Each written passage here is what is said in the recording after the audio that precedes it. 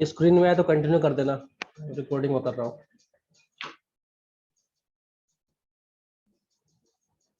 तो हम लोगों ने वॉरेन हेस्टिंग का टेन्योर देख लिया है पूरा। हमने देखा कि ये व्यक्ति 1785 में वॉरेन हेस्टिंग जो है यहाँ से रिजाइन देके चला जाता है। वॉरेन हेस्टिंग इस्तीफा देके चला जाता है, रिजाइन करके चला जाता है। तो जब कोई रिजाइन करके चला जाता है या कहीं से रेजिग्नेशन होता है तो हमारे पास तुरंत बैकअप होता नहीं है कि भाई हाँ ये व्यक्ति इस्तीफा दे दिया है तो हम किसी और को नियुक्ति दे दे। और खासकर जब गवर्नर जनरल ऑफ बंगाल के पद का कोई व्यक्ति इस्तीफा दे के चला जाए तो हमारे पास बैकअप नहीं होता। ऐसा इनके साथ भी हुआ था।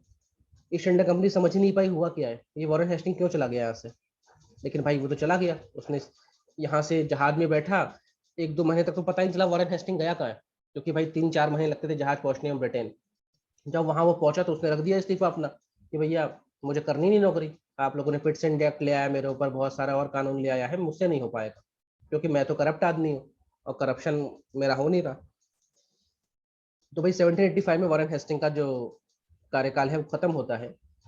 और ये जो कॉर्नवालिस है इसका टेन्योर शुरू होता है 1786 से लेकर 1793 तक इसका टेन्योर रहता है। तो कभी सवाल आ जाए कि यार ये 85 में गया था, ये 86 में आया, तो क्यों ऐसा हो गया था। क्योंकि ऐसा जो ब्रेक है वो हम आगे नहीं देखेंगे, क्योंकि वहां पे ये था कि एक व्यक्ति हट रहा था तो दूसरा व्यक्ति पहले से डिसाइड था कि कौन आएगा, और एक तरह से चार्ज दिया जा रहा था कि हाँ साहब मैं इस कुर्सी को छोड़ रहा हूँ, अब जब मेरा रिलीवर आएगा तो मैं उसको चार्ज देके जाऊंगा। लेकिन यहाँ ऐसा नहीं हुआ था क्योंकि यहाँ पे ये इस्तीफा ही देके भाग गया था। तो कॉर्नवालिस का जो टेन्योर है वो 1786 से लेकर 1793 के बीच में रहता है। और ये जो व्यक्ति है कॉर्नवालिस, अभी तक हम ये देख रहे हैं कि जो भी गवर्नर जनरल बन रहे हैं या गवर्नर बन रहे हैं वो लोग कौन होते हैं, वो किसके एम्प्लॉय थे, ईस्ट इंडिया कंपनी के एम्प्लॉय थे। इसमें किसी को कोई डाउट कि जो भी गवर्नर जनरल बन रहा है या गवर्नर बन रहा था या कोई भी और व्यक्ति था वो ईस्ट इंडिया कंपनी का एम्प्लॉय था, इसमें किसी को कोई डाउट है क्या।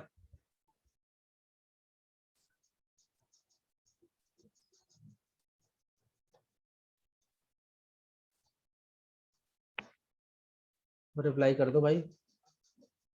No sir. यानी अभी तक हम ये देख रहे थे कि ईस्ट इंडिया कंपनी यहाँ पे काम कर रही है, व्यापार कर रही है, रूल कर रही है, ट्रेड कर रही है, लड़ाई कर रही है, झगड़ा कर रही है, लेकिन एम्प्लॉयज इसी के थे। हाँ ये था कि भैया इनके एम्प्लॉय को कुछ कुछ ब्रिटेन की पार्लियामेंट की बात माननी थी according to the regulating act और पिट्स इंडिया एक्ट, ठीक था, लेकिन एम्प्लॉय अभी तक यही थे। लेकिन कॉर्नवालिस जो व्यक्ति है, कॉर्नवालिस व्यक्ति आया किस पोस्ट में है, गवर्नर जनरल ऑफ बंगाल बन के आया है। यानी सुप्रीम पोस्ट है, सबसे बड़ी पोस्ट में आया है व्यक्ति। लेकिन आपको जान के अचरज होगा कि ये व्यक्ति ईस्ट इंडिया कंपनी का एम्प्लॉय नहीं था। ये कॉर्नवालिस जो था ये ब्रिटिश आर्मी कमांडर था, ब्रिटिश आर्मी कमांडर था। इसका क्या मतलब है, मतलब ये ब्रिटेन की सेना में आर्मी कमांडर था। ये एक प्राइवेट कंपनी है, ये एक प्राइवेट कंपनी है, ईस्ट इंडिया कंपनी लिख देता हूँ, निजी कंपनी है। अभी तक हमने देखा था चाहे रॉबर्ट क्लाइव हो चाहे वॉरेन हेस्टिंग्स कोई भी हो, मैं इनको बताता था कि ये भाई 15 साल 18 साल 20 साल की उम्र से इस कंपनी में लग गए थे, धीमे धीमे प्रमोट होते होते वो ये लोग क्या बन गए, यहाँ के ऑफिसर बन गए, यहाँ के गवर्नर बन गए, यहाँ के गवर्नर जनरल बन गए। लेकिन हम देख रहे हैं कॉर्नवालिस जो व्यक्ति है ये ईस्ट इंडिया कंपनी में कभी नौकरी नहीं की इसने, इसने कभी ईस्ट इंडिया कंपनी का एम्प्लॉय नहीं था। इसे कहते हैं पैराशूट लैंडिंग। जैसे जब उत्तर प्रदेश के सीएम योगी आदित्यनाथ को बनाया गया, भाजपा जब जीती, तब लोगों ने बोला ये योगी कौन है, तो मालूम चला यार एक सांसद है, गोरखपुर से सांसद रहे हैं, कभी कुछ बोलते नहीं थे संसद में लेकिन वो बन गए सीएम। तब ये एक शब्द बहुत चला था पैराशूट, पैराशूट सीएम। पैराशूट तो आप लोग जानते होंगे, जब भी हमें हम एरोप्लेन से हवाई जहाज से कहीं से कूदते हैं ऊंचाई से तो हमारे पास एक पैराशूट लेके हम कूदते, नहीं तो हम सीधे भगवान को प्यारे हो जाएंगे। तो ये पैराशूट जो शब्द है ये कई बार उपयोग में आता है, ठीक है। तो इसको भी कहा गया, इस व्यक्ति को कॉर्नवालिस को कहा गया parachute governor general of Bengal. कभी एक सवाल आ जाए कि parachute governor general of Bengal किसको कहा गया था, इसका मतलब नहीं कि पैराशूट लेके हमेशा कूदता था। Parachute governor general of Bengal किसको कहा गया, कॉर्नवालिस को, क्योंकि ये व्यक्ति को ब्रिटेन की सरकार ने सीधे वहां से डिसाइड कर दिया कि ये व्यक्ति अब क्या बनेगा, यहाँ का गवर्नर जनरल ऑफ बंगाल। मतलब एक प्राइवेट कंपनी का सुप्रीम ऑफिसर उस कंपनी का एम्प्लॉय ही नहीं है, वो कहीं और से आया है, कहीं और से इसको पैराशूट से गिरा दिया गया है। ये एक शब्द है कि भाई कहीं और से उठा कर रख दिया गया, ठीक है। तो अभी हम अब देखो कितनी बड़ी बात है ये। अभी तक हम ये देख रहे थे एक प्राइवेट कंपनी है, उसको कंट्रोल करने के लिए आपने बोर्ड ऑफ कंट्रोल बनाया, उसको कंट्रोल करने के लिए आपने कहा है कि रेगुलेटिंग एक्ट आया है, ठीक है, कंट्रोल तक की बात तो ठीक थी। लेकिन अब आप क्या कर, अब ब्रिटेन की सरकार क्या कर रही है कि अपना एक ब्रिटिश आर्मी कमांडर जो उनकी सेना का कमांडर था, उसको as a governor general of Bengal बना के भेज दिया सीधे। मतलब कितना बड़ा कंट्रोल है ये। मतलब अब कॉर्नवालिस, मतलब व्यक्तिगत रूप से उसने हमेशा किसकी नौकरी की है, ब्रिटेन की है, वो ईस्ट इंडिया कंपनी की नौकरी नहीं किया था उसने। तो ये ध्यान रखिएगा, ऐसा कौन सा गवर्नर जनरल ऑफ बंगाल था जो ब्रिटिश आर्मी कमांडर था, या ऐसा कौन सा गवर्नर जनरल ऑफ बंगाल था जो ईस्ट इंडिया कंपनी में कभी सर्व नहीं किया है, सीधे वो गवर्नर जनरल ऑफ बंगाल बना है, तो कॉर्नवालिस। और जब मैंने आपको थर्ड एंग्लो मैसूर वॉर पढ़ाया था, तो मैंने बोला था कॉर्नवालिस, कॉर्नवालिस युद्ध भूमि में गया था, कॉर्नवालिस बैटलफील्ड में गया था, और मैं कह रहा था ये पहला और आखिरी गवर्नर जनरल ऑफ बंगाल है जो भारत में किसी भी लड़ाई में फिजिकली प्रेजेंट था। क्यों था? अब इसका रीजन आपको समझ में आ रहा है, क्योंकि ये है क्या, ये असल में आर्मी कमांडर है, ये आर्मी का बंदा है, ये आर्मी का बंदा है, इसने युद्ध लड़े हैं कई सारे। इसलिए ये जो थर्ड एंग्लो मैसूर वॉर था, जिसमें कौन सी ट्रीटी हुई थी, आप लोग बताएंगे? थर्ड एंग्लो मैसूर वॉर में ट्रीटी कौन सी हुई थी, संधि? श्रीरंगपट्टनम। वेरी गुड, श्रीरंगपट्टनम की संधि हुई थी 1792 में। तो मतलब इसके टेन्योर में थर्ड एंग्लो मैसूर वॉर लड़ा गया, और ये खुद गया था युद्ध को लीड करने। अब आप लोगों को बात क्लियर हो रही होगी, ये एक आर्मी कमांडर है, इसने कभी ईस्ट इंडिया कंपनी में सर्व नहीं किया है, ये ब्रिटेन की आर्मी का कमांडर है, लेकिन इसको सीधे अपॉइंट कर दिया गया ऐसा गवर्नर जनरल ऑफ बंगाल। इससे हमें ये समझ में आ रहा है कि अब कॉर्नवालिस जो काम करेगा, या इसके द्वारा जो भी काम किए जाएंगे, एक तरह से हम कह सकते हैं ब्रिटेन की सरकार ही काम कर रही है, क्योंकि ये ब्रिटेन की सरकार का आदमी है, ये ब्रिटेन की आर्मी का आदमी है। अब ईस्ट इंडिया कंपनी के तो और हाथ पैर फूल रहे होंगे कि यार हमारी कंपनी को रूल करेगा वो व्यक्ति जो हमारा है ही नहीं, ठीक है। तो कॉर्नवालिस की कहानी आपको हल्की सी ब्रीफिंग मैंने बताई है, 1786 से लेकर 1793 का इनका टेन्योर है, और ये एक ब्रिटिश आर्मी कमांडर है। और जब ये आर्मी कमांडर है तो इन्होंने कई लड़ाइयां लड़ी होंगी, कहीं इन्होंने कुछ ना काम किया होगा, और जब इतने बड़े पोस्ट में इनको अपॉइंट किया जा रहा है तो इनके पास कुछ ना कुछ तो एक्सपीरियंस होगा।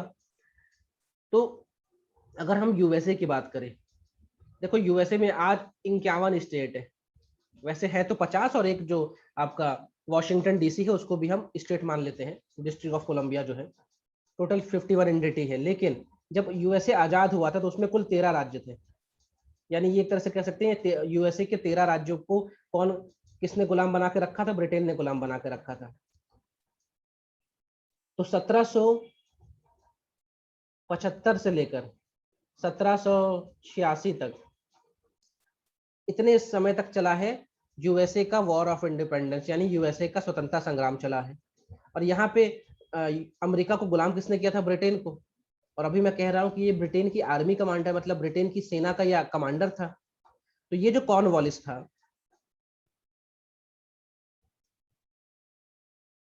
सर कॉर्नवालिस को किसने अपॉइंट करा था as a GGP? East India company ने अपॉइंट किया था, लंदन की ईस्ट इंडिया कंपनी ने इसको अपॉइंट किया था। लेकिन ये है कौन? ये ब्रिटेन का आर्मी कमांडर था भाई। इसका जो नियुक्ति पत्र है वो ईस्ट इंडिया कंपनी लंदन का ही जो ऑफिस था उसने ही निकाला था। लेकिन अब आप देखो इस प्राइवेट कंपनी पे कितना ज्यादा प्रेशर था कि इसने एक ब्रिटेन के आर्मी कमांडर को as a governor general of Bengal बनाया। नहीं तो क्या इसके पास इतनी बड़ी वर्क फोर्स थी, किसी ना किसी को प्रमोट कर देता। वॉरेन हेस्टिंग भी तो प्रमोशन लेके आया था, रॉबर्ट क्लाइव भी तो प्रमोट होके गया था, ठीक है। तो मैं ये कह रहा हूं कि ये जो कॉर्नवालिस है इसके बारे में बता रहा हूं कि यूएसए जो है, आज यूएसए में 51 स्टेट है, और जब यूएसए आजाद हुआ था या जब उसका स्वतंत्रता संग्राम चला था तब 13 कॉलोनी थी। इसे कहा जाता था 13 कॉलोनी, या आम भाषा में 13 स्टेट कह सकते हैं। इस पे किसका कंट्रोल था? ब्रिटेन का कंट्रोल था। ब्रिटेन अमेरिका को गुलाम बना के रखा था। तो 1775 से लेकर 1786 तक, लगभग 11 साल, यूएसए का चलता है स्वतंत्रता संग्राम। जिस तरह हमारे यहाँ चला है इंडिपेंडेंस मूवमेंट, उस तरह वहां पे चलता है। लेकिन वहां पे सत्याग्रह नहीं हुआ, वहां बंदूक के दम पे आजादी मिली है। तो ये जो कॉर्नवालिस था, जब ये सब स्वतंत्रता संग्राम चल रहा था, तब कॉर्नवालिस ब्रिटेन का आर्मी कमांडर था। कहाँ? अमेरिका में। मतलब कॉर्नवालिस भारत आने से पहले कहाँ पे अपनी सर्विस दे चुका था? अमेरिका में अपनी सर्विस दे चुका था। कॉर्नवालिस भारत आने से पहले अमेरिका में अपनी सर्विस दे रहा था या दे चुका था, और इसने वहां कई सारे युद्ध जीते भी थे। मतलब एज अ आर्मी कमांडर ये बहुत बढ़िया व्यक्ति था, बहुत अच्छा युद्ध लड़ता था, और इसका युद्ध कौशल तो हम देख ही लेंगे। थर्ड एंग्लो मैसूर वॉर में टीपू सुल्तान को हराएगा ये, ठीक है। तो ये भारत आने से पहले कहाँ था? यूएसए में था, और यूएसए के वॉर ऑफ इंडिपेंडेंस में ब्रिटेन की तरफ से कॉर्नवालिस क्या था? वहां पे था। लेकिन जैसा कि हम जानते हैं कि ब्रिटेन वहां से भगा दिया गया, ब्रिटेन से अमेरिका आजाद हो गया, और हर साल 4 जुलाई को, हर साल 4 जुलाई को अमेरिका अपना क्या मनाता है? Independence day. जैसे हम मनाते हैं 15 अगस्त को, अमेरिका मनाता है 4 जुलाई को। और अभी जो 4 जुलाई आने वाली है, तो वहाँ के जो राष्ट्रपति हैं बिडेन, वो कह रहे हैं कि 4 जुलाई से पहले पहले हम अपने देश को मास्क मुक्त कर देंगे, कोरोना मुक्त कर देंगे, हम कोरोना से भी विजय प्राप्त कर लेंगे। तो अभी मैं ये कह रहा हूँ, कॉर्नवालिस जो है एक आर्मी कमांडर था, ब्रिटेन की आर्मी का कमांडर था, और इसने यूएसए में जाकर बड़ा धूमधाम मचाया है। और लेकिन कितना भी उन्होंने वहां पर लड़ाई की हो, अल्टीमेटली हम ये देख रहे हैं यूएसए आजाद हो गया था। माना कि यूएसए आजाद हो गया, कॉर्नवालिस के होते हुए भी यूएसए आजाद हो गया, लेकिन कॉर्नवालिस ने वहां पे अच्छा खासा युद्ध जीते थे शुरुआत में, अच्छा खासा नाम था। और कॉर्नवालिस को ब्रिटेन की सरकार बहुत दिन से कह रही थी, तुम्हें जाना है क्या भारत, तुम्हें भारत जाना है क्या? वॉरेन हेस्टिंग जो है बड़ा परेशान कर रहा है, बड़ा बिल्लियाया हुआ आदमी ये, इसको काम धंधा समझ में नहीं आ रहा है, ये वापस बढ़ रहा है, वहाँ के एग्जीक्यूटिव काउंसिल से इसका मतभेद चल रहा है, वहाँ पे नंद कुमार के साथ को मरवा रहा है, वहाँ पे जो बनारस का राजा है उसके साथ दिक्कत कर रहा है। तो वॉरेन हेस्टिंग से असल में लंदन जो है त्रस्त हो गया था, लंदन परेशान था। तो कॉर्नवालिस को बहुत दिनों से अप्रोच कर रहे थे, भाई तुम्हें आना हो तो बोलो, भारत भिजवा दे, गवर्नर जनरल ऑफ बंगाल बना के वॉरेन हेस्टिंग को हटा देते हैं। लेकिन कॉर्नवालिस पहले मना के नहीं जाना, मुझे भारत नहीं जाना। बाद में जब वॉरेन है ये इस्तीफा देके भाग गया, तो बाद में कॉर्नवालिस आता है। तो कॉर्नवालिस का बैकग्राउंड आप लोगों को क्लियर हुआ? सभी बता दीजिए मुझे। Yes sir. जी सर। Yes sir. क्योंकि ये सब बैकग्राउंड ना, ये सब जरूरी है जानना। पता नहीं कब कहाँ सवाल कैसा उठ के आ जाए, और हमें पता होना चाहिए कि असल में यहाँ जो व्यक्ति आया वो कौन है। सर आपने सर शुरू में सर क्या समझाया था? मेरी मोबाइल डिस्कनेक्ट हो गया था, बार बार आवाज नहीं आ रही थी सर आपकी। लेकिन अब आप सोचिए, जब लंदन गरजमंद है, गरजमंद मतलब लंदन बार बार कॉर्नवालिस से कह रहा है यार चले जाओ, यार चले जाओ, ये वॉरेन हेस्टिंग पागल है, वहां पे बेवकूफी कर रहा है। और तो कॉर्नवालिस ने बोला यार ठीक है मैं जाऊंगा तो है, चला जाता हूँ, लेकिन मेरी कुछ शर्तें हैं। यानी इसने एक कुछ अपनी शर्तें रखी, जिसको कहा जाता है एक्ट ऑफ 1786। आप बस इसकी शर्तें जान लो, इसने अपने हिसाब से कुछ चेंजेस करवाए। भैया इसने बोला मैं भारत तो चला जाऊंगा, लेकिन भारत में क्या है, आप लोग बड़ा दखल कर रहे हैं, वहाँ बोर्ड ऑफ कंट्रोल भी बैठा हुआ है, एग्जीक्यूटिव काउंसिल मैंने सुन रखा है वॉरेन हेस्टिंग को परेशान करता है। तो मुझे तो भैया फ्री हैंड चाहिए, मुझे चाहिए फ्री हैंड। एक छोटा सा एक्ट आया है, भले आप इस एक्ट को भूल जाओ चलेगा, लेकिन आप जान लो इसमें बात क्या थी। कॉर्नवालिस ने अपनी कुछ डिमांड रखी थी कि अगर मैं भारत जाऊंगा ऐसा गवर्नर जनरल ऑफ बंगाल बन के, तो मेरी कुछ शर्तें, इसको आप पूरी कर रहे हो तभी मैं जाऊंगा। क्या शर्तें थी? शर्तें ये थी, कॉर्नवालिस ने कहा था कि जो मेरी काउंसिल है, जो मेरी एग्जीक्यूटिव काउंसिल है, गवर्नर जनरल की, जीजी की एग्जीक्यूटिव काउंसिल, यानी कार्यकारिणी परिषद, अगर वो कोई फैसला दे देती है तो मेरे पास वीटो पावर तो पहले से है। तो हमने देखा था 1784 के पिट्स इंडिया एक्ट से वीटो पावर तो था कि मैं ना बोल दूं कि ये काम मुझे पसंद नहीं है, आप ये काम नहीं होगा। लेकिन कॉर्नवालिस ने कुछ स्पेशल केसेस में, कुछ विशेष परिस्थितियों में फैसला लेने का अधिकार सिर्फ और सिर्फ मेरे पास रहे, मेरी जो एग्जीक्यूटिव काउंसिल है उसके पास भी फैसला लेने का अधिकार न रहे। कुछ विशेष परिस्थितियों में फैसला लेने का अधिकार सिर्फ मेरे पास रहे, इंडिविजुअल कैपेसिटी में फैसला ले सकूं। कौन से भी विशेष परिस्थितियां थी इसका जिक्र नहीं है, लेकिन एक तरह से इसको प्रिविलेज दिया गया, हाँ भाई अगर आपको लगता है कि आप ही बस फैसला लें, तो हम एग्जीक्यूटिव काउंसिल को उन उन निर्णयों से हटा देंगे। कि भैया अभी तक क्या था, एग्जीक्यूटिव काउंसिल जो है और जो गवर्नर जनरल ऑफ बंगाल है, ये मिल के कोई फैसला लिया करते थे, और वो भी मेजोरिटी से। लेकिन कुछ स्पेशल केसेस में कॉर्नवालिस ने बोला कि भैया कुछ विशेष केसेस में फैसला सिर्फ मैं ही सुनाऊंगा, भले एग्जीक्यूटिव काउंसिल कोई फैसला दे दे, मैं चाहूँ तो उसको ओवरराइड कर सकता हूँ, या उससे उसको उस फैसले को खत्म कर सकता हूँ, मैं अपना फैसला दे सकता हूँ कुछ स्पेशल केसेस में। तो ये कॉर्नवालिस को दिया गया प्रिविलेज, ठीक है भाई तू जा, अपने हिसाब से काम कर लेना, कभी एग्जीक्यूटिव काउंसिल से तुम्हारी भिड़ंत हो जाए या तुम्हारी मतभेद हो जाए तो भी तुम्हारी बात ही सर्वोपरि मानी जाएगी। ठीक है।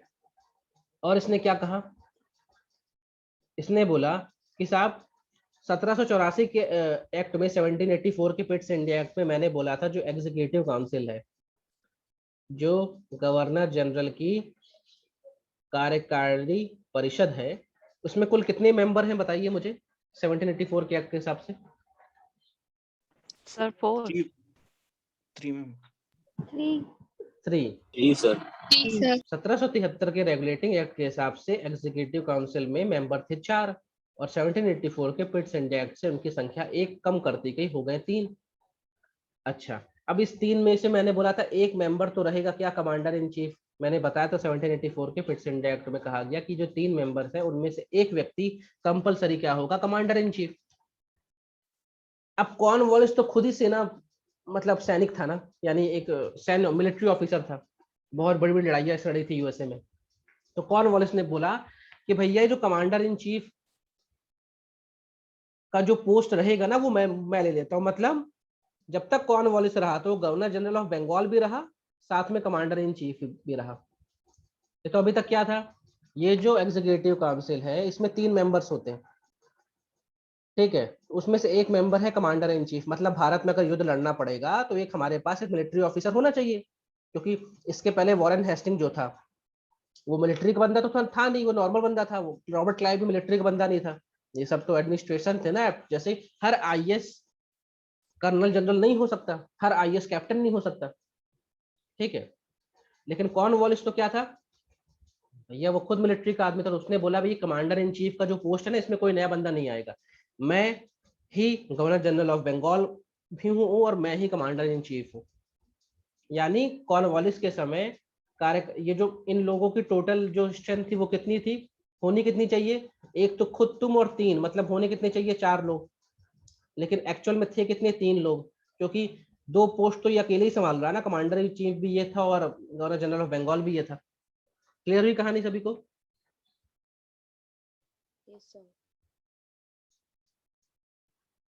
डाउट हो तो पूछते चलना। जी सर। अच्छा, अब जब ये व्यक्ति सभी मतलब ये कमांडर इन चीफ भी है तो अब ऑब्वियस सी बात होगी कि अब भाई जो भी युद्ध लड़े जाएंगे, चाहे 3rd एंग्लो मैसूर वॉर लड़ा गया, अभी तक मैं बड़ी इसकी बड़ाई कर रहा था कि यार ये पहला गवर्नर जनरल ऑफ बंगाल था जो कि युद्ध भूमि में गया, लेकिन ये ऐसा नहीं कि बड़ा खुश था, एक दिन सुबह सुबह उठा बोला युद्ध चल रहा है कि चलो देख के आते युद्ध में क्या हो रहा है। नहीं, अभी हमने क्या बताया 2 मिनट पहले कि ये कॉर्नवालिस कमांडर इन चीफ की भी पोजीशन लेके बैठा है ना। कमांडर इन चीफ का क्या काम है, कहीं युद्ध होगा तो तुम्हें युद्ध भूमि में जाना है, लोगों को ऑर्डर देना है, अपनी आर्मी को ऑर्डर देना है और युद्ध जीतना है। तो कॉर्नवालिस क्यों गया युद्ध लड़ने, क्योंकि वो कमांडर इन चीफ भी था। इसलिए कभी सवाल आ जाए कि अरे यार ऐसा कौन सा गवर्नर जनरल था जो एज गवर्नर जनरल भी था और कमांडर इन चीफ भी था, तो भी आप टिक किसको मारेंगे, कॉर्नवालिस को। या ऐसा कौन सा गवर्नर जनरल ऑफ बंगाल था जिसने एक साथ 2 पोजीशन रखी थी अपने पास, उसमें भी आएगा कॉर्नवालिस। अब सवाल ये क्या इसके बाद कोई ऐसा व्यक्ति नहीं आया क्या? नहीं, इसके बाद ऐसा कोई व्यक्ति नहीं आया है जो खुद भी आर्मी कमांडर रहा हो, आर्मी जनरल रहा हो और यहाँ पे इतने बड़े पोस्ट में आया हो। तो कॉर्नवालिस यूएसए में धूमधाम मचाई चुके थे, बहुत बड़ी बड़ी लड़ाइयाँ लड़ी थी उन्होंने, और जब यहाँ पे आए तो उन्होंने बोला कमांडर इन चीफ का पोस्ट मैं रखूंगा, क्योंकि भाई जब मैं वहां लड़ चुका हूँ, मेरे पास इतना एक्सपीरियंस है, तो मैं यहाँ में लड़ूंगा। इसलिए कोई भी 3rd एंग्लो मैसूर वॉर में ये खुद युद्ध भूमि में था। ठीक है, क्लियर है अभी तक यहाँ कहानी? जी सर। तो ये कुछ शर्तें थी, इसने बोला भाई ये शर्त मान रहे हो तो मैं भारत जाऊं, तो मानी गई शर्त। और जब शर्त मानी गई तो ये व्यक्ति यहाँ पे आया। ठीक है, तो ये है इन महानुभाव की तस्वीर कॉर्नवालिस की। और कॉर्नवालिस के बारे में मैंने बताया कि ये इसने यूएसए में लड़ाइयाँ लड़ी और यूएसए अल्टीमेटली जीत भी गया। तो यूएसए में एक जगह है उसका नाम है यॉर्क टाउन। ये यॉर्क टाउन एक शहर है और सीज मतलब होता है घेराव।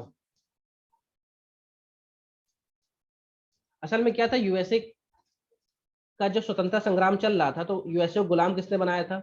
ब्रिटेन ने। और ब्रिटेन का सबसे पक्का दुश्मन कौन है? फ्रांसीसी। तो फ्रांसीसी जो यूएसए के वो थे, जिसे हम कहेंगे रिवॉल्यूशनरी थे, स्वतंत्रता सेनानी थे, उनकी मदद किया करता था कि भाई तू हमसे गोला बारूद ले ले, हथियार ले ले, बस तू ब्रिटेन को भगा दे।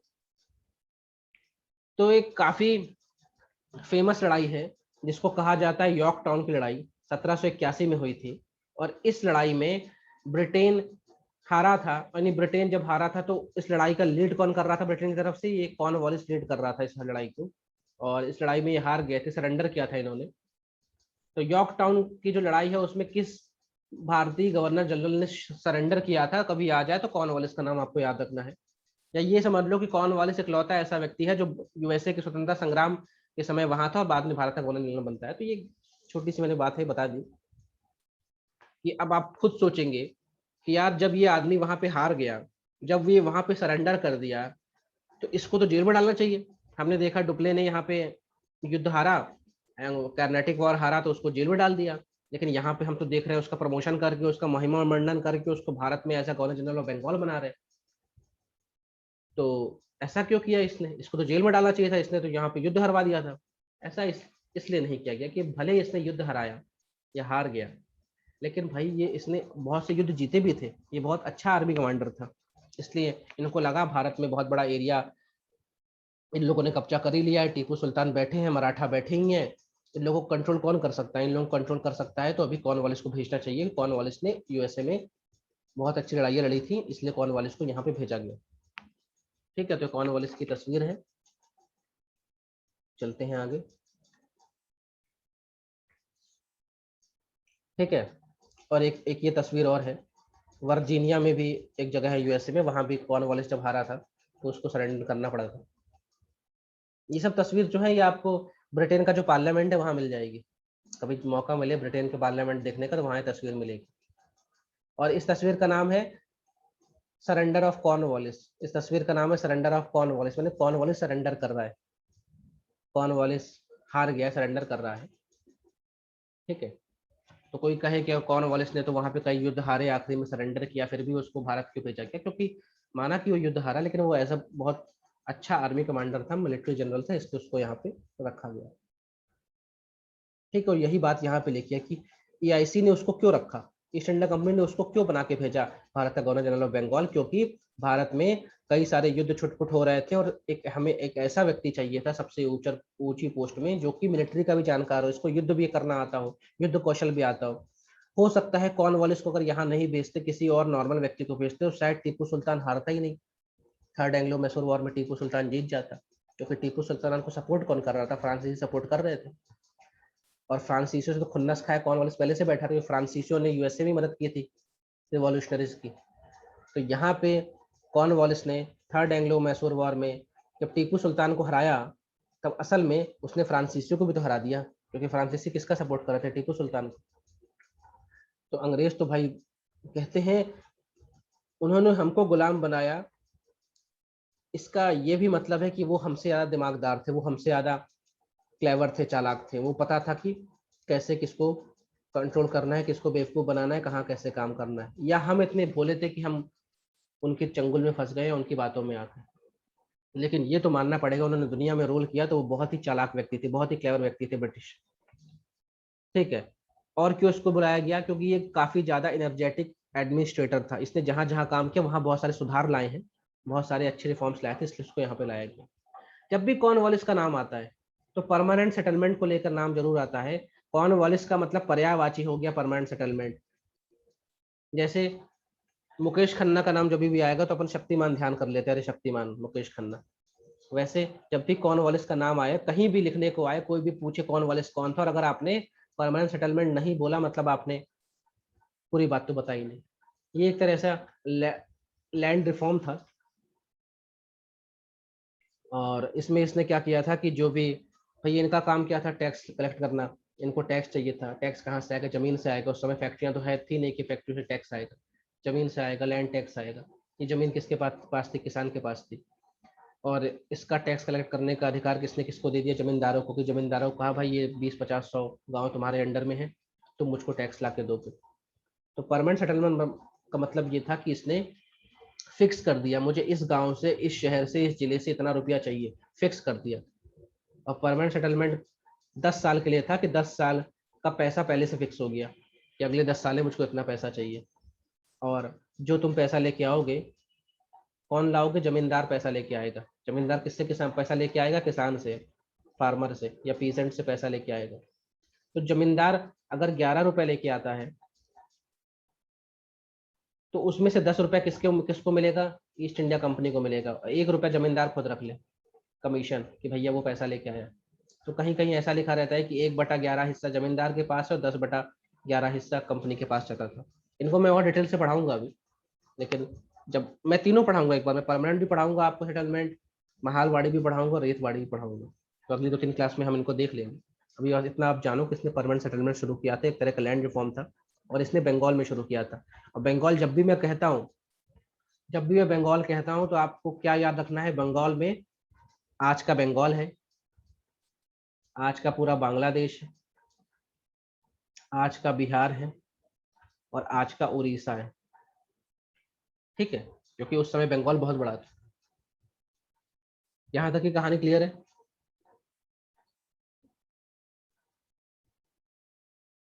आदित्य जोशी, कुछ पूछना है आपको? सर मुझे एक डाउट था, मुझे ये पूछना था सर आपसे कि जो सर बोर्ड ऑफ कंट्रोल है सर, वो तो अभी खत्म हुई नहीं है सर। तो सर हाँ। कॉर्नवेलिस ने क्या ये भी डिमांड करा था कि बोर्ड ऑफ कंट्रोल की कुछ मतलब जो वो रोक लगाती वो उस पर कुछ ना लगे? नहीं क्योंकि नहीं, सर ऐसा नहीं वो कहा उसने था। पॉलिटिकल राइट्स तो सर कुछ ले लिया ना सर, वो बैटल कर रहा है तो। अरे भाई वो बैटल, देखो बोर्ड ऑफ कंट्रोल का काम क्या था? पॉलिटिकल काम करवाना, बैटल करवाना। तो बोर्ड ऑफ कंट्रोल तो लंदन में बैठे ना, वो थोड़ी ना आके यहाँ पे युद्ध लड़ेंगे। वो तो कहेंगे ना ये गवर्नर जनरल ऑफ बंगाल को, जा भाई युद्ध लड़।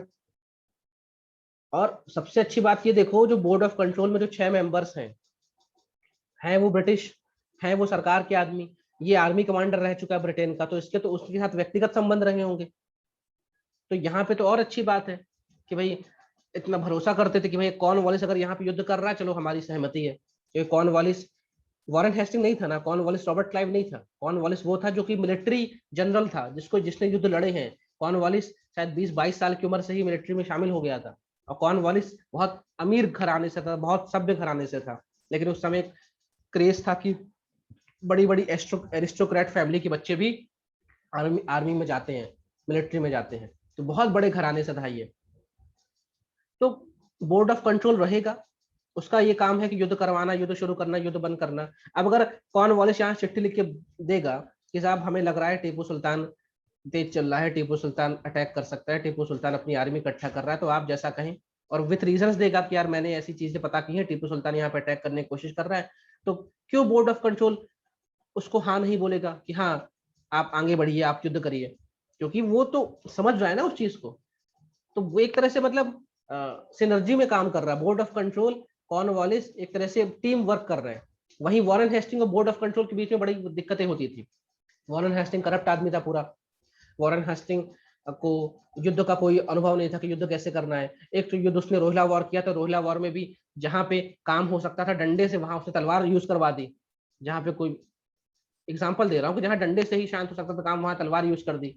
और इसीलिए कहा कि तुमने यहाँ मर्सनरीज जैसे काम किया, तुमने यहाँ बड़ा क्रूर व्यवहार किया लोगों के साथ, बच्चों को, महिलाओं को, सबको मार दिया तुमने। मारना तुम्हें था रोहिला वालों के, या रोहिल जो मेन जेंट्स थे उनको मारना था, तुमने पूरे गांव के गांव मार दिए। तो क्लियर हुई बात? जी सर, अब हो गई।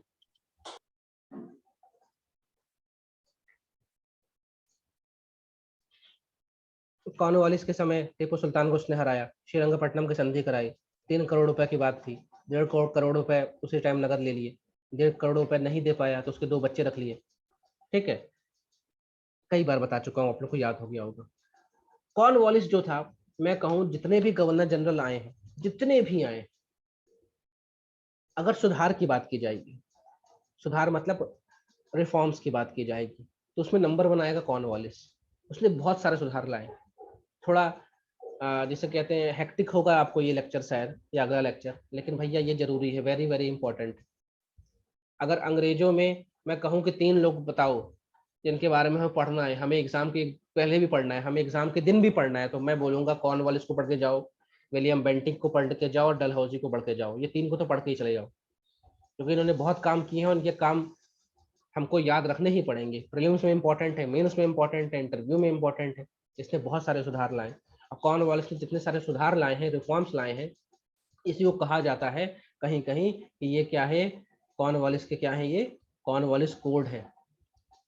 कहीं कहीं इसको कह दिया जाता है कॉर्नवालिस कोड या कॉर्नवालिस संहिता, क्योंकि इसने बहुत सारे सुधारों के बारे में जिक्र, सुधार के बारे में ऐसा नहीं कि भैया ये काम यहाँ झाड़ू लगानी है तो जाओ झाड़ू खरीद लाओ, ऐसा नहीं। उसने बताया कि झाड़ू लगनी है तो सुबह 7 बजे झाड़ू लगनी है, फिर 8 बजे निरीक्षण होना है कि झाड़ू लगी कि नहीं लगी। मतलब एक सेट ऑफ इंस्ट्रक्शंस भी इसने बताए कि कौन व्यक्ति क्या काम करेगा, कैसे काम करेगा, और काम नहीं करेगा तो उसको क्या दंड मिलेगा। मतलब उसने प्रशासन में एडमिनिस्ट्रेशन के लिए भी रिफॉर्म्स लाए, उसने जुडिशरी में भी रिफॉर्म्स लाए, उसने यहाँ तक कि सिविल सर्विसेज में भी रिफॉर्म लाए। इसीलिए कहते हैं कि जो आज की मॉडर्न सिविल सर्विसेज है, उसका जनक कॉर्नवालिस को माना जाता है, father of modern civil services in India. ऐसा नहीं कि भारत में प्रशासनिक सेवाएं थी नहीं, अशोका के टाइम से सिविल सर्विसेज थी हमारे पास, अशोका के टाइम से हमारे पास ऑफिसर्स थे, मुगलों के टाइम पे हमारे पास ऑफिसर्स तो रहेंगे भाई, जितनी बड़ी सेना होगी, आर्मी होगी, वहां पे ऑफिसर्स तो रहेंगे, लेकिन कोई फिक्स क्राइटेरिया नहीं था कि किस व्यक्ति को ऑफिसर बनाना है। भाई ये हमारे श्यामलाल का बेटा है, आजा बेटा आजा तू बन जा सेनापति, ये रामलाल का बेटा, आजा बेटा आजा तू बन जा वित्त मंत्री। पहले ऐसा होता था, नेपोटिज्म बहुत चलता था, भाई भतीजावाद चलता था। इसने बोला नहीं, हर चीज का एक फिक्स पैमाना होना चाहिए, एग्जाम होना चाहिए, उनका फिक्स टेन्योर होना चाहिए, उनकी सैलरी फिक्स होनी चाहिए, उनका प्रमोशन हायरार्की फिक्स होना चाहिए, नेपोटिज्म नहीं होना चाहिए, मेरिट बेस्ड काम होना चाहिए। ये सब इसने किया, इसलिए हम कहते हैं इसको मॉडल सिविल सेवा का जनक। लेकिन कुछ राष्ट्रभक्त कहते हैं, देशभक्त कहते हैं कि नहीं नहीं, सरदार वल्लभ भाई पटेल है मॉडल सिविल सेवा के जनक। सरदार वल्लभ भाई पटेल इंडिपेंडेंस के बाद जो सिविल सर्विसेज है उसके जनक माने जाएंगे, लेकिन आजादी के पहले भी हमारे पास सिविल सर्विसेज थी, और जब हम आजाद हो रहे थे तब इंपीरियल सिविल सर्विसेज थी हमारे पास, वही आईसीएस अब आईएएस बन गई है। तो इसने क्या, बहुत सारे सुधार लाए, इसने बहुत सुधार लाए, इसलिए इसके सारे सुधारों को कहा जाता है कॉर्नवालिस कोड या कॉर्नवालिस संहिता कहा जाता है। पहला इसने क्या सुधार लाया कि भारत की जो सिविल सेवाएं हैं, सिविल सर्विसेज, उसमें सुधार लाया।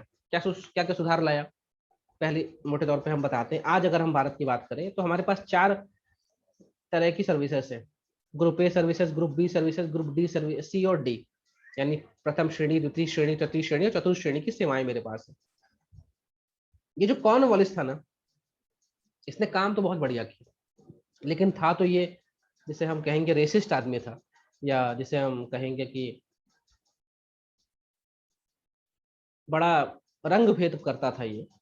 इसने उस समय ऐसा, देखो उस समय एबीसीडी नहीं था, एबीसीडी आज चल रहा है, मैं बता रहा हूँ कि जो टॉप पोस्ट थी, मतलब आज की आप पकड़ लो ग्रुप ए सर्विसेज, आप लोग आईएएस आईपीएस का एग्जाम देंगे तो आप ग्रुप ए सर्विसेज पकड़ेंगे, आप लोग एमपीपीएससी का एग्जाम देंगे तो ग्रुप बी सर्विसेज में जाएंगे, और कुछ ग्रुप सी भी है उसमें। जो टॉप पोस्ट थी उसने रिजर्व कर दी सिर्फ और सिर्फ किसके लिए, यूरोपियंस के लिए। मतलब इसने क्या बोला, इतना ज्यादा ये रंग भेद करता था कि इसने मान लिया था कि जो भूरी चमड़ी के आदमी हैं, जो काली चमड़ी के लोग हैं, ये सभ्य लोग है ही नहीं। मतलब जो मैंने शायद कल या परसों क्लास में आपको कॉन्सेप्ट बताया था, व्हाइट मैन्स बर्डन थ्योरी, कि जो गोरा आदमी है वही दुनिया का उद्धार करेगा, वही इसकी सोच थी।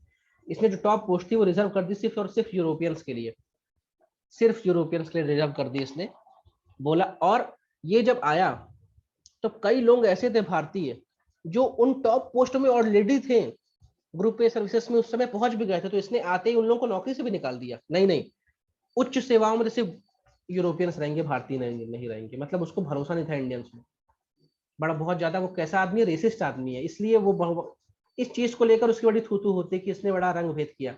इसने बोला जो गोरी चमड़ी के लोग हैं वही समझदार है, वही इंटेलिजेंट है। इसने ये भी कहा कि जो 500 पाउंड से ऊपर सालाना का जो वेतन है वो सिर्फ और सिर्फ यूरोपियंस को मिलेगा। मतलब एक तरह क्राइटेरिया लगा दिया कि भैया इतने से अधिक जो वेतन पाएंगे साल का वो सिर्फ यूरोपियंस पाएंगे, ठीक है। और इसने बोला कि भैया वॉरेन हेस्टिंग के समय हम देख रहे थे कि जो कलेक्टर पद था उसके पास रेवेन्यू की भी पावर थी, टैक्स कलेक्ट करने की पावर थी, और मिनिस्ट्रियल पावर भी थी। मतलब उसकी कोर्ट थी, वो जज बनता था, वो फैसले दे सकता था, वो जेल में डाल सकता था। लेकिन इसने बोला नहीं नहीं, ये यार ये एक ही आदमी हर तरह का काम नहीं करेगा, शक्तियों का बंटवारा होना चाहिए। इसे कहा जाता है शक्तियों का पृथक्करण, शक्तियों का पृथक्करण, सेपरेशन ऑफ पावर।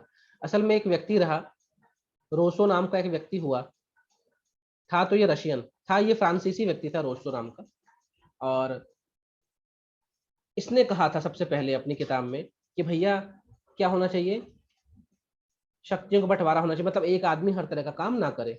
था ये फ्रांसीसी, इसकी बातें जो फ्रांस की क्रांति थी उसमें बड़ी उठी, वहां भी ये हुआ कि भाई हर काम राजा क्यों करेगा। बाद में रूसी क्रांति जब हुई 1917 में, तब भी इसकी बातें बड़ी उठी कि नहीं नहीं काम का बंटवारा होना चाहिए। ठीक है, तो ये जो व्यक्ति था कॉर्नवालिस, ये रूसो से काफी ज्यादा इंस्पायर था, उसने बोला रूसो सही कहता है, काम का बंटवारा होना चाहिए। इसलिए ये जब भारत आया इसने बोला नहीं, एक आदमी हर तरह काम नहीं करेगा, एक आदमी हर तरह काम नहीं करेगा। इसने जो वाणिज्यिक काम थे, जो मजिस्ट्रियल काम थे और जो रेवेन्यू काम थे, इन तीनों को अलग अलग कर दिया, मतलब इन तीनों के अलग अलग ऑफिसर्स बना दिए, इन तीनों के अलग अलग क्या बना दिए, ऑफिसर बना दिए। इसका मतलब वॉरेन हेस्टिंग के समय जो कलेक्टर के पास जुडिशियल पावर थी, न्याय की पावर थी, वो छीन ली इससे। अब इसके पास, कलेक्टर के पास क्या बची पावर, सिर्फ टैक्स की, रेवेन्यू की। और अब जो इसका नाम है वो सही बता रहा है, इसका नाम था कलेक्टर, तो तुम भाई कलेक्ट करो, बस पैसा कलेक्ट कर, फैसला देने का काम मत कर।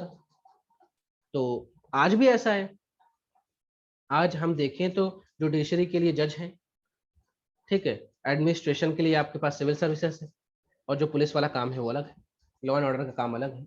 हाँ, कहीं कहीं राज्यों में, जैसे हम एमपी की बात करें तो एमपी में सिर्फ कलेक्टर शब्द प्रयोग होता है, लेकिन यूपी में जब बात करते हैं तो वहां पे डीएम शब्द का प्रयोग होता है, मतलब वहां पे जो कलेक्टर है उसके पास कुछ मजिस्ट्रियल पावर है।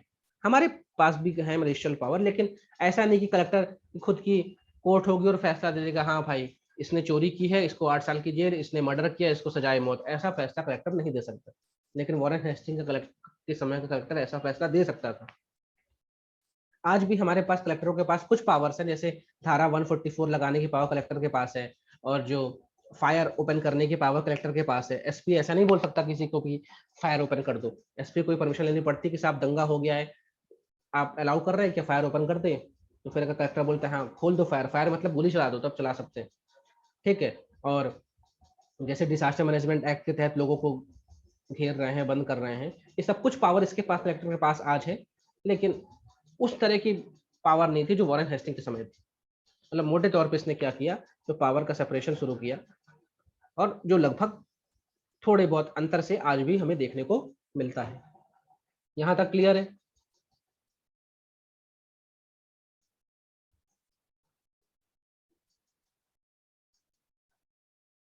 रिप्लाई कर दो। जी सर।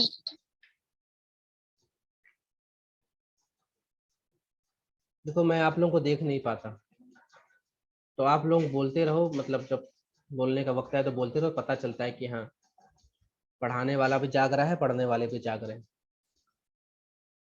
इसने बहुत लगाम लगाने की कोशिश की भ्रष्टाचार में, और भ्रष्ट तो हम सदियों से भ्रष्ट हैं, आज भी करप्शन परसेप्शन इंडेक्स में हम बहुत अच्छी रैंक लाते हैं, तो करप्शन में तो भारत विश्व गुरु है ही है। लेकिन ऐसा नहीं, करप्ट हमसे ज्यादा करप्ट चाइना है, उससे ज्यादा करप्ट रशिया है। तो करप्शन को इसने बंद कराने के लिए काम किया। करप्शन का रोना कब से है, देखिए इस करप्शन की वजह से ईस्ट इंडिया कंपनी बर्बाद हो गई थी, इस करप्शन की वजह से ईस्ट इंडिया कंपनी की बैलेंस शीट खाली हो गई थी, ईस्ट इंडिया कंपनी बार बार लोन लेने जा रही थी, और यहाँ के जो एम्प्लॉयज है, यहाँ के जो ऑफिसर्स है ईस्ट इंडिया कंपनी, वो बहुत ज्यादा करप्ट थे, वो अपनी जेब भर रहे थे, कंपनी खाली हो रही थी। कौन वाले को भी समझ में आया कि यार ऐसे चल नहीं पाएगा, करप्शन तो बहुत है। इसने फरमान निकाला कि भैया हम तुम लोगों की सैलरी बढ़वा देते हैं, ईस्ट इंडिया कंपनी के एम्प्लॉयज की सैलरी बढ़ा देता है, लेकिन आप जो करप्शन कर रहे हैं, करप्शन कैसे, आप जो व्यक्तिगत ट्रेड कर रहे हैं, प्राइवेट ट्रेड कर रहे हैं, इसको बंद करिए। अब आप लोग बोलेंगे सर आपने बोला था रेगुलेटिंग एक्ट ऑफ 1773 के में भी यही बात पूरी गई थी कि आप प्राइवेट ट्रेड स्टॉप करेंगे, प्राइवेट ट्रेड नहीं करेंगे। लेकिन भाई कानून आना और उसका पालन होना अलग बात होती है। जैसे 1828 में हमारे देश में सती बैन हो गई कि भैया आप किसी को सती नहीं किया जाएगा, और सती का आखिरी जो केस था वो शायद 1982 में सुनने को मिला। 1982 में एक राजस्थान के विधायक थे, उनकी वो खत्म हुए तो उनकी पत्नी उनकी चिता में बैठ गई थी। तो सोचिए, कानून आया था 150 साल पहले, फिर भी एक सती चल रहा था। तो यहाँ तो 73 में ही बोला था कि प्राइवेट ट्रेड को बंद करो, फिर भी प्राइवेट ट्रेड तो चल ही रहा था, लोग थोड़े ना मानने वाले हैं। तो इसने बहुत ज्यादा स्ट्रिक्ट एक्शंस लिए, बोला प्राइवेट ट्रेड नहीं होगा, आप लोगों की हम सैलरी बढ़वा देते हैं, आप लोग गलत काम मत करिए। पूरी तरह इसने बैन करवाया प्राइवेट ट्रेड को, प्राइवेट ट्रेड नहीं होगा। मतलब आप अगर नौकरी बजा रहे ईस्ट इंडिया कंपनी तो ईस्ट इंडिया कंपनी की नौकरी करिए, अलग से कोई काम नहीं करना है। और इसने जो लोग पकड़े गए, जो सिविल सेवक पकड़े गए घूस लेते हुए, उनको नौकरी से निकाल दिया, उनकी संपत्ति जब्त कर ली। मतलब वॉरेन हेस्टिंग के समय ये सब होना था, लेकिन वॉरेन कहते हैं ना कि भाई अगर प्रशासक ताकतवर है, मजबूत है, उसमें विल पावर है तो वो कुछ भी कर सकता है। किसी जिले में एक कलेक्टर आता है वो कुछ नहीं करता, दूसरा कलेक्टर आता है उसी जिले में, वो बिल्कुल उस जिले को चमन कर देता है। तो वो तो कहते हैं कि भाई इन्होंने अच्छा काम किया। तो वही इसके साथ था, ये आया, इसने बिल्कुल तोड़ फोड़ मचा दी कि भैया घूस तो कोई लेगा नहीं, और जो लेते मिलेगा मुझे घूस, मैं उसकी नौकरी खा जाऊंगा, उसका पूरी संपत्ति जब्त कर लूंगा, और मैं तुम लोगों की सैलरी बढ़वा रहा हूँ। सैलरी इसने बढ़ा दी कि भैया सैलरी बढ़ा देते हैं, लेकिन आप अब क्या नहीं करेंगे, घूस नहीं होना चाहिए। इसने अगली बात क्या बोली कि जो प्रमोशन होते हैं वो सिर्फ और सिर्फ सीनियरिटी के बेसिस में होंगे, जो एक्सपीरियंस होगा वही प्रमोट होगा। पहले क्या था, अरे नहीं ये हमारा भांजा है इसका प्रमोशन कर दो, ये हमारा भतीजा है इसका प्रमोशन कर दो। पहले नेपोटिज्म था, भाई भतीजावाद था। इसने बोला नहीं, सिर्फ और सिर्फ मेरिट हम देखेंगे, मेरिट से आपको मिलेगा नौकरी, रिक्रूटमेंट होगा मेरिट से। मतलब एग्जाम लूंगा मैं, वैसा नहीं थे उस समय कोई फॉर्मल एग्जाम होते थे, फिर भी मतलब छोटा सा इंटरव्यू होगा, हम देखेंगे आप पे काम देखेंगे तभी आपको लेंगे, और प्रमोशन आपकी सीनियरिटी पे होगा, ना कि आपके पर्सनल रिलेशंस पे कि आप इसके भाई हैं इसके भतीजे हैं। ये आज भी देखने को हमें मिल रहा है। और इसने क्या किया, तो ये हमने इसके देखे कुछ एडमिनिस्ट्रेटिव रिफॉर्म्स। कभी एडमिनिस्ट्रेटिव रिफॉर्म्स के बारे में आएगा, प्रशासनिक सुधार के बारे में आएगा, तो आप सिविल सेवाओं का बात लिखेंगे, जो घूस को रोकने के लिए एक बात कहेगी वो लिखेंगे, जो टॉप पोस्ट में रिक्रूटमेंट है वो लिखेंगे कि उसने सिर्फ यूरोपियंस के लिए रिजर्व रखा। आप लिखेंगे कि इसने प्राइवेट ट्रेड को बंद कराने के लिए बहुत सारे कदम उठाए, इसने करप्शन को बंद कराने के लिए एक्शंस लिए। ये सब आप एडमिनिस्ट्रेटिव सुधार में लिख सकते हैं, प्रशासनिक सुधार कॉर्नवालिस के लिख सकते हैं। अब थोड़े पुलिस सुधार देख लेते हैं, इसने पुलिस में क्या क्या किया। तो पुलिस जो सिस्टम है, इसका मतलब है लॉ एंड ऑर्डर मेंटेन करना, मतलब कानून व्यवस्था को बना के रखना, लॉ एंड ऑर्डर को मेंटेन करना। तो लॉ क्या है भाई, कोई कानून है, कानून है कि भैया रात के 10 बजे के बाद दुकान नहीं खुलेगी, ये कानून है, लेकिन दुकान 12 बजे तक खुली है, मतलब उस कानून का क्या हुआ, उल्लंघन हुआ। कानून के पालन को कहते हैं ऑर्डर। अगर रात के 10 बजे दुकान बंद होनी चाहिए और 10 बजे दुकान बंद है, तो हम बोलेंगे यहाँ पे लॉ एंड ऑर्डर अच्छा है, मतलब जो कानून है उसको माना जा रहा है, लॉ को ऑर्डर किया जा रहा है, लॉ को माना जा रहा है, ठीक है।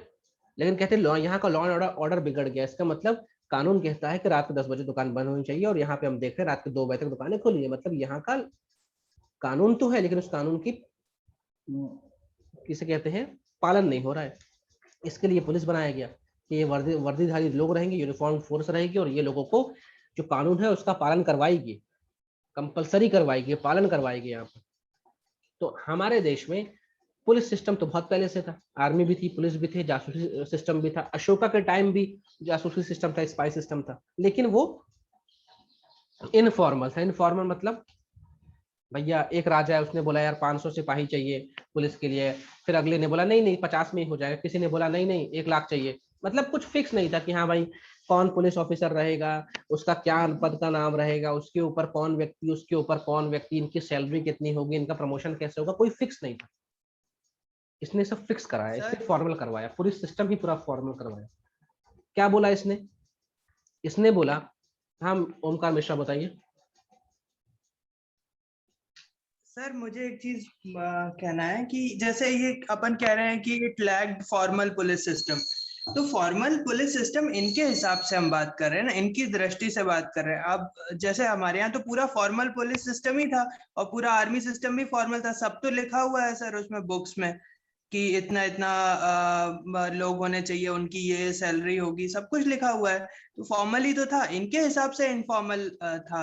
तो हम ये इसमें लिख सकते हैं ना कि lacked a formal police system according to British, ऐसा भी कह सकते हैं हम।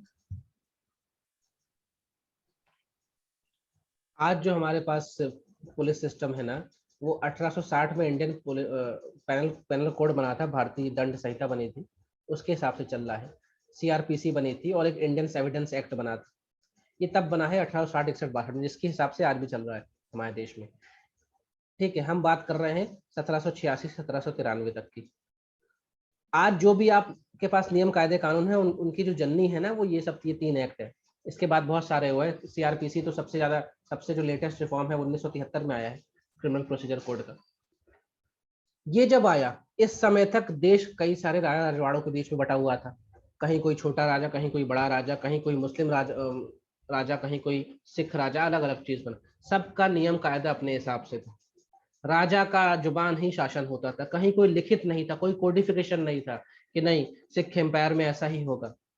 हमने देखा अकबर के टाइम मनसबदारी चल रही थी, तो क्या हम औरंगजेब के समय तक वही मनसबदारी चली? नहीं चली।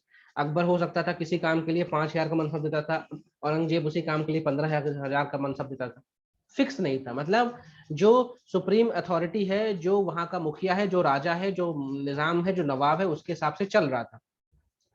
ठीक है, इसने बोला नहीं, कुछ फिक्स होना चाहिए। कॉर्नवालिस आज है, कॉर्नवालिस कल चला जाए, तो अगला जो भी है उसको ही पता रहे, एक नियम कायदा कानून होना चाहिए। जैसे आज मैं आपको पढ़ा रहा हूँ, आप मुझसे पढ़ रहे हैं, आप लोगों ने पूरी फॉर्मल एजुकेशन किया, तो आपको पता है 9th क्लास पढ़ेंगे तभी 10वीं क्लास में जाएंगे। आपके पापा लोग भी 9वीं पढ़े तभी 10वीं में गए थे, मैं भी जब 9th पढ़ा तभी 10वीं में गया। ऐसा नहीं कि पहली क्लास से 10वीं में कूद गया। मतलब एक फॉर्मल एजुकेशन सिस्टम है, वो इन्होंने करवाया। इस और इनका जो फॉर्मूला, उसका मतलब है पैन इंडिया, पूरे देश में जहां जहां ये रोल करेंगे वहां ये करेंगे। मतलब कोई लड़का अगर कन्याकुमारी में इनके अंडर में काम कर रहा है, तो अगर वो बंगाल जाएगा तो उसको अजीब नहीं लगे कि यार मैंने कन्याकुमारी में कुछ और काम किया, बंगाल में कुछ और हो रहा है। मतलब इसी को कहा जा रहा है फॉर्मल सिस्टम। अभी क्या था, अवध में अलग चीज चल रही थी, मैसूर में अलग चल रहा था, सिख में अलग चल रहा था, आरकोट में अलग चल रहा था। तो एक तरह से इनका जो फॉर्मलाइजेशन है ना, इसे हम कह सकते हैं कि बाद में यही सारी चीज भारत को यूनिफिकेशन की ओर भी ले जाएगी। जब सब कोई एक ही चीज पढ़ेंगे, एक ही चीज समझेंगे, उनको पता रहेगा कि हाँ भाई, जैसे इन्होंने इंग्लिश सिस्टम जब लाया, उसके बाद से ही भारतीय लोगों ने इंग्लिश पढ़ना शुरू किया, तब उनको पता चला कि दुनिया में क्या चल रहा है। मतलब इन लोगों ने इंग्लिश हमको पढ़ा के अपने पैर में कुल्हाड़ी मार ली। हमने दुनिया भर में देखा यहाँ रिवॉल्यूशन हो रहा है, ये हो रहा है, इसलिए हम इनसे बढ़ गए बाद में। तो कॉमनवेल्थ के पहले कुछ फॉर्मल नहीं था, और खासकर इसका जो फॉर्मल सिस्टम का मतलब है, जैसे यहाँ पे जो लिखा है प्री कॉलोनियल, तो वहां पे वही चीज है कि हमारा देश कभी हिंदुस्तान या भारत था ही नहीं। हमारे देश में जो राजा था, उसकी जो जमीन थी वही उसके लिए पूरी एरिया है। उसको नहीं मतलब है, राजपूतों को नहीं मतलब है कि गुजरात में कौन बैठा है। राजपूत के लिए तो गुजरात वाला उसका दुश्मन है, दिल्ली के लिए राजपूत दुश्मन है। ठीक है, दिल्ली के लिए बंगाल दुश्मन है। साउथ इंडिया में हम देख रहे हैं कि भाई चोल के लिए पांड्या दुश्मन है, पांड्या के लिए कोई और दुश्मन है। तो भारत ऐसा एंटिटी बनने का भी एक श्रेय इनके जो फॉर्मलाइजेशन है वो, उसको भी हम दे सकते हैं। तो बात तो ये सही है, आप जो कह रहे हैं उसको मैं मानता नहीं उस बात को कि देश में उस समय तक फॉर्मल था। वो सब कहीं लिखा भी नहीं था पहली चीज, तो वो तो मौखिक था कि हाँ भाई ऐसा होना चाहिए। जैसे मैं बोल रहा हूँ कि इसने परमानेंट सेटलमेंट शुरू किया और 10 साल का सिस्टम शुरू किया, 10 साल का पैसा फिक्स होगा। तो एक टोडरमल नाम का व्यक्ति था, टोडरमल, ये अकबर के दरबार में था, राजा टोडरमल के उनको दिया गया था। इन्होंने एक सिस्टम शुरू किया था दहसाला नाम का। दहसाला मतलब 10 साल, दहसाला, ये भी लैंड सिस्टम था। इसी से प्रेरणा लेकर इसने परमानेंट सेटलमेंट शुरू किया। लेकिन दहसाला जो था वो पूरे देश में नहीं था। दहसाला जो था वो उस समय सक्सेस नहीं हो पाया था। लेकिन बाद में इसने इंस्पिरेशन लेके उसको परमानेंट सेटलमेंट का नाम देके फिर इसने पूरे बंगाल में इस चीज को किया, और उससे इनको फायदा हुआ, हमको नुकसान हुआ। लेकिन जो भी हुआ वो लिखित में तो था, वो कहीं ना कहीं लिखित में तो था। क्लियर हुई बात? हाँ जी सर, ठीक है सर। सर ये IEA क्या लिखा है आपने 1862 में? Indian evidence act. आई हटा दो, एविडेंस एक्ट, साक्ष्य ठीक एक्ट। है सर, ठीक। बताऊंगा सब, मैं बताऊंगा इन सब चीज को, तो मैं रेफरेंस दे रहा हूँ मैं आपको। जी सर। तो उस समय हम, इसके आने से पहले हमारे देश में लगभग मोटे हिस्से पे मुगल रूल कर रहे थे, और मुगलों का हिसाब किताब चल रहा था। जैसे जब भी मैं बोलता हूँ कि 2 तरह के अदालत होती थी, तो मैं एक शब्द लेता था हमेशा, दीवानी और एक थी फौजदारी। दीवानी मतलब पैसे का लेन देन होकर जो अपराध होगा वो किस अदालत में जाएगा, मतलब दीवानी में जाएगा। और अगर आपने किसी की जान मार ले ली है, किसी को घायल किया है, उसकी बॉडी पे अटैक किया है, तो वो किस में जाएगा, फौजदारी में। ठीक है, तो ये जो फौजदारी शब्द आया है ना कि भाई फौजदारी अदालत, तो फौजदारी अदालत का मालिक कौन था, फौजदार। इस फौजदार को आप समझ सकते हो, आज की फौज से ले सकते हो, आर्मी से भी ले सकते हो। तो इनका काम क्या था, लॉ एंड ऑर्डर मेंटेन करने का। अब उस समय इनके देखो, मुगलों के समय ऐसा नहीं था कि आर्मी अलग होगी पुलिस अलग होगी, नहीं, सब एक ही थे, सब गड़मड़ था। इन्होंने बोला कि फौजदार होगा, उसका मेन काम है लॉ एंड ऑर्डर मेंटेन करना। और फौजदार के अधीन कोतवाल हुआ करता था। जैसे कोतवाल का जो ऑफिस था उसे कहते हैं कोतवाली, कहीं कहीं आप लोग देखते होंगे शहर में कोतवाली थाना होगा, कोतवाली, तो कोतवाल का था। तो ये लॉ एंड ऑर्डर शहरों में मेंटेन करता था, और ये फौजदार जो था ये कई सारे जो शहर है उनको मिला के एरिया मेंटेन करता था। तो फौजदार कोतवाल से बड़ा होता था। जो आमिल नाम का पद था, इसका मतलब था रेवेन्यू कलेक्ट करने वाला, टैक्स कलेक्ट करने वाला।